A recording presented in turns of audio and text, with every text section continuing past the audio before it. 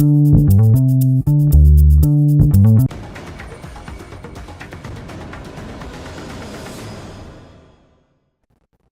continuidade à série de entrevistas com os candidatos ao Senado da República, hoje meu convidado é o senador Garibaldi Arroz Filho, do MDB, ele que é candidato à reeleição. A gente vai tratar aqui, nessa entrevista, de temas e propostas de interesse de um mandato de senador. Eu reservei 15 minutos para todos os convidados e o tempo passa a contar a partir de agora.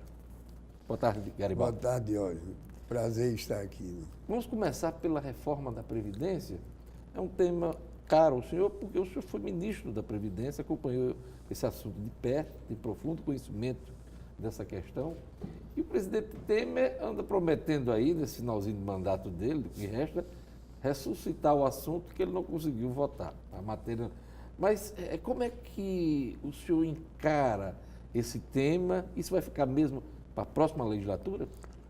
Olha, eu encaro dentro de um tempo de ansiedade, né? Há necessidade, o déficit da Previdência é enorme realmente.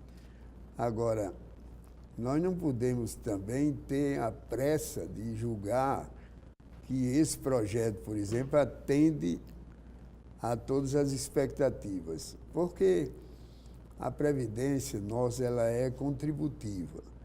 Então, você teria que ter, no Brasil, e não tem mais, 4 na atividade para financiar a aposentadoria de 1. Hoje está quase 1 para 1. É, né? 1 para 1. Você tem menos de 2. Então, o que pôde ser feito foi estabelecer um teto para as aposentadorias, isso no meu tempo de ministro, para as aposentadorias do servidor público, porque elas, sem teto, elas iam para a estratosfera, vamos dizer assim, enquanto que a do trabalhador havia sempre aquele teto. Então, nós conseguimos nivelá-los e dar uma oportunidade a quem quiser contribuir, além do teto, contribuiria, coisa que acontece hoje através do FUNPRESP. FUNPRESP é um fundo de previdência parlamentar, Fundo de Previdência Social. Servidor público. O servidor público. Agora, o seguinte, apesar dessa mudança no seu período, as diferenças são muito grandes, né? Na hora de se aposentar do público e do privado. Quais os privilégios que o senhor aponta e as soluções, se o senhor pudesse elencar? Olha, os privilégios, na verdade, eles se baseiam mais justamente no fato de que você pode levar a sua aposentadoria pagando do seu bolso, vamos dizer assim. A mesma coisa você consegue que a União contribua também. Então, na verdade, você há de concordar comigo que o servidor público, ele tem melhores salários, pode elevar isso.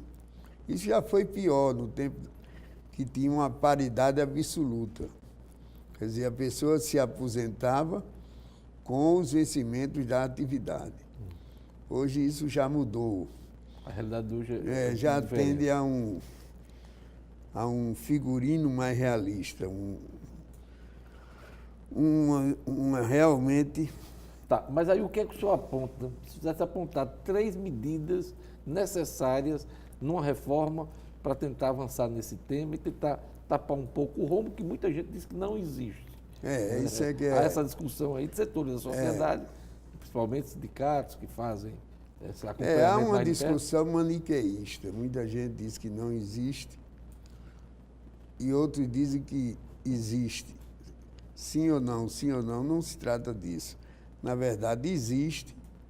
O Tesouro é quem está bancando e você, para estancar essa sangria de recursos públicos com relação à Previdência, você teria que realmente possibilitar uma aposentadoria que atendesse melhor às necessidades do Tesouro, porque o grande problema é o envelhecimento da população. Que está aumentando, um Está pouco mais aumentando hoje, progressivamente. o tempo de vida, né, do cidadão, de uma maneira geral. Cidadão e não há como deter isso. É um processo que vários países já enfrentaram. Tá, Então mas você aí eu lhe teria pergunto, que estabelecer idade mínima. idade mínima. Eu estou falando nisso para atender a sua pergunta, responder a sua pergunta, dizendo que há necessidade de uma idade mínima. Tá, e aí qual é a sua proposta? A minha proposta seria aquela que parece ser a mais razoável, da pessoa se aposentar aos 65 anos. Homens e mulheres ou uma diferença para as mulheres? Poderia se estabelecer, pelo menos num período inicial, uma diferença entre homens e mulheres. E a contribuição também. E a no caso, a capitalização, fala-se muito em capitalização desse sistema, né? O senhor concorda também com isso? Concordo também. Tá. Mas é assunto para a próxima legislatura ou o senhor acha que ainda há tempo aí desse governo que está acabando tratar desse assunto e voltar? Eu acho difícil desse governo ainda promovermos uma reforma da Previdência, por mais necessária que ela seja. Outro assunto importante que tem a ver com os estados, e o senador, ele representa os estados no Congresso Nacional, é a questão de um ajuste fiscal que possa resolver o problema financeiro da maioria deles, inclusive do Rio Grande do Norte. Rio Grande do Norte que anda quebrado aí, com atraso nas folhas servidoras. Como esse tema pode ser tratado numa eventual legislatura que o senhor faça parte? Olha, nós temos que levantar esse tema imediatamente, né? Não podemos perder nenhum tempo com relação a isso, porque, na verdade, isso se constitui naquela sangria que eu já apontei antes aqui para você. Tá. Então, você pergunta se... O que é que já está tramitando no Senado que pode avançar essa discussão para tratar desse assunto, para tapar o rombo orçamentário? Pacto federativo, o que é que está na pauta do Senado? Não, a pauta do Senado tem várias propostas, mas são propostas generalistas, são propostas de uma abrangência muito grande. Então, eu sou partidário de que se possa tratar desse tema com propostas mais específicas, voltadas para isso. Nos últimos meses, passou alguma por seu gabinete, por suas mãos? O senhor faz parte da Comissão de Economia do Senado, né? Faço, de eu assuntos sou econômicos, vice-presidente. Né? Tá. E nessa comissão, está tratando algum assunto específico para os estados hoje? Está tratando, nunca deixamos de tratar, porque os estados se constituem hoje uma grande ameaça. As finanças dos estados estão combalidas, mas ficarão ainda mais se não for... Deixa eu ser mais específico. Aquele ajuste fiscal que foi feito no Rio, que é tratado como um modelo para outros estados, o senhor acha que o caminho é esse? O acordo que foi fechado com o Rio de Janeiro e com outros estados, se não me engano, Rio Grande do Sul e Minas Gerais, o caminho é esse? O Rio Grande do Norte deve seguir esse caminho? O caminho tem que ser esse, porque é aquela história, é impositivo, é imperativo. Não se trata de haver uma opção. Segurança Pública. Nós temos aí a criação do Ministério Nacional de Segurança Pública. Queria saber a sua opinião, se ele deve ser mantido no próximo governo e com apoio da próxima legislatura. E a questão também do SUSP, Sistema Único de Segurança Pública. Uma coisa está ligada à outra e com certeza é assunto para ser discutido no Senado. Ministério, o senhor é a favor dele? O Ministério, inclusive, deveria ser uma consequência do sistema. No Brasil, a coisa está meia... os valores antes, né? Os valores estão invertidos. O Ministério veio antes do sistema. O Ministério teria que ser uma consequência da criação de um sistema. E o que nós estamos experimentando há muito tempo é que havia um jogo de empurra, ninguém se responsabilizava. Principalmente a União. A União jogava para os estados. Jogava para os estados. E os estados, por sua vez, não tinham condições de bancar a segurança. E deu no que deu, né? De uma vez por todas, virou assunto nacional, essa questão da segurança pública. O senhor foi governador, enfrentou essa questão de perto.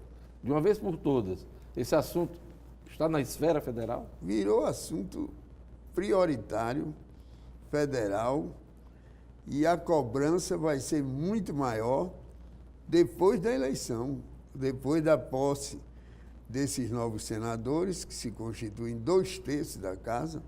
Não há como calar esses, até porque eles são 2/3, serão, aliás, 2/3 do Senado. Ainda desse assunto, Garibaldi, o atual governador, Robson Faria, chegou a dizer na propaganda, e tem dito isso nos debates, que enfrentou o problema da segurança pública aqui no Estado sozinho, sem o apoio da bancada federal, a atual bancada federal. O senhor veste essa carapuça? Não, isso eu acho um absurdo. Até ele conceber isso, pensar que o norte rio-grandense ia admitir que um parlamentar seu pudesse ser um conspirador com relação ao problema da segurança pública.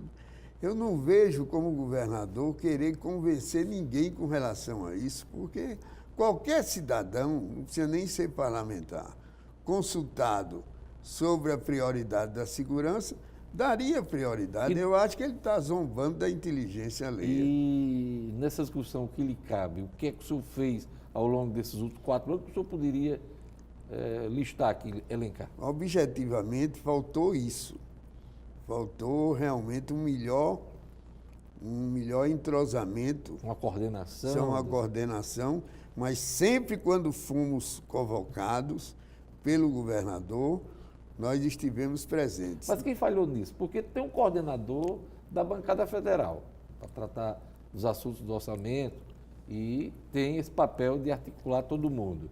O próprio governador poderia ter feito isso. Quem foi que dormiu no ponto nessa questão? Não, ninguém dormiu no ponto. Na verdade, esse assunto, ele deveria ter sido aprofundado. Deixou de haver um aprofundamento maior. E um foco maior nas coisas. Um foco maior, uma insistência maior. Bater nessa tecla com mais intensidade. Porque, afinal de contas, não é um assunto que possa se apelar para a retórica. Você teria que ver, olha, os 7.000 homens, como se diz hoje, que é o efetivo da Polícia Militar, quando eu era governador, esse efetivo era maior do que esse. Houve uma redução. Uma redução, quantos anos depois? Quando é que eu fui governador? Até eu já não sei mais nem a conta. Lei trabalhista, a reforma que foi realizada bastou? Ou o senhor acha que esse tema volta ao debate, à votação do Senado da República? Não, eu acho que o que foi feito já foi um avanço. Porque você sabe que um assunto como esse sempre é muito O senhor votou delicado. a favor dela, né? Eu votei a favor e sempre é muito delicado. Então, vamos procurar consolidar as conquistas que foram obtidas. Essa coisa da precarização, Precarização. da reforma trabalhista, o senhor concorda com esse tipo de enfoque? Houve um enfoque que tem alguns pontos que precisavam até ser revistos, mas, infelizmente, não deu para rever. Não seria o caso de trazer esses pontos à discussão e tentar modificar, melhorar, avançar? Eu acho que se deveria ter uma pauta voltada para as reformas. E aí ver o que é possível fazer. Quais os pontos que o senhor falou que alguns poderiam ter sido revistos? Não, poderia ser visto da insalubridade, poderia ser visto esse do papel da intermitência. Do trabalho intermitente. Do trabalho intermitente. São pontos que poderiam ter um ajuste. Poderiam ter um tratamento mais adequado. Nesse momento final da entrevista, eu queria perguntar, são duas coisas que estão conectadas. O senhor tem 20 anos já de mandato como senador da República, juntando cada mandato desde 94, aliás, desde 90. Desde 94. Você elegeu em 90, veio para o governo em 94, Foi. Aí passou 8 anos, aí foi para o Senado. E de lá para cá, o senhor está encerrando agora mais um mandato de senador. Eu queria lhe perguntar, a grande satisfação que o senhor tem nesse período e a grande frustração. Vamos para a satisfação. O que é que mais lhe deu satisfação ao longo desses anos todos, 20 anos? Como senador. Como senador, claro. como senador, foi realmente ter dado consequência a uma luta que eu comecei no governo com relação à segurança hídrica do Nordeste. Falta d'água sempre foi o nosso grande problema. O problema todo é que nós não dávamos a prioridade adequada. E a grande frustração, só para encerrar. A grande frustração foi realmente não ter realizado essas reformas, não ter tido Reforma da o avanço, Previdência, reforma tributária, reforma política, eleitoral, porque essas reformas de cunho eleitoral não atenderam à expectativa. E essa realidade política de 35 partidos é... Eu queria agradecer a presença do senador Garibaldo Auxílio. Infelizmente, nosso tempo acabou, os 15 minutos que estão reservados. Agradecer a ele a presença e vamos acompanhar o desfecho dessa eleição. Obrigado, Garibaldo. Espero que tenhamos um bom desfecho. É isso aí. O RN Acontece vai ficando por aqui. Obrigado a todos pela audiência. Siga com a programação da Band. Vem aí o Boa Tarde Cidadão, com Robson Carvalho. Eu volto amanhã. A reprise desse programa você acompanha no portal nominuto.com. Até amanhã. Amanhã meu entrevistado é Antônio Jacob, deputado federal, que é candidato ao Senado pelo Podemos. Até amanhã.